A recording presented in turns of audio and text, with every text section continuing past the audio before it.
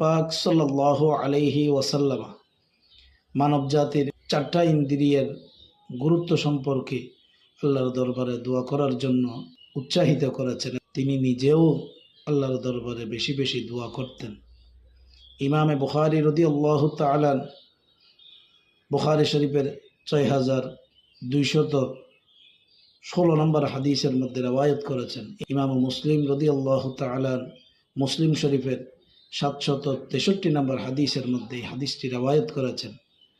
قال رسول الله صلى الله عليه وسلم اللهم اجعل في قلبي نورا وفي لساني نورا وفي سمعي نورا وفي بصري نورا رواه البخاري ومسلم قال رسول الله صلى الله عليه وسلم رسول পাক সাল্লাল্লাহু আলাইহি ওয়াসাল্লাম ইরশাদ করেছেন আল্লাহুম্মা জাআল ফি কলবি নূরান, হে আল্লাহ আপনি আমার অন্তরকে শয়তানের কুওয়াসওয়াসা থেকে, কুমন্ত্রণা থেকে, কুধারণা থেকে, গুনাহের কাছ থেকে আল্লাহ আমার অন্তরকে হেফাজত রেখে তোমার নূর দ্বারা আলোকিত করে দাও।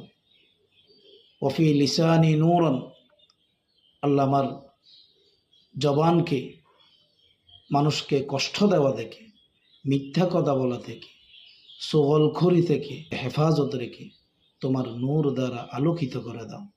ওফি সামঈ নূরান, আল্লাহ আমার শ্রবণ শক্তিকে মিথ্যা কথা শোনা থেকে, মানুষের কুমন্ত্রণা শোনা থেকে শ্রবণ শক্তিকে আল্লাহ তুমি হেফাজত রেখে তোমার নূর দ্বারা আলোকিত করে দাও।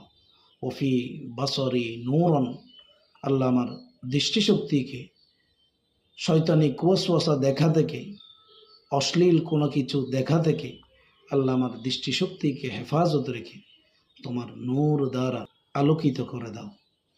কেননা রাসূল পাক সাল্লাল্লাহু আলাইহি ওয়াসাল্লাম বলেছেন চারটি ইন্দ্রিয়ের দ্বারা দুনিয়ার সকল গুনাহ সংগঠিত হয়ে থাকে।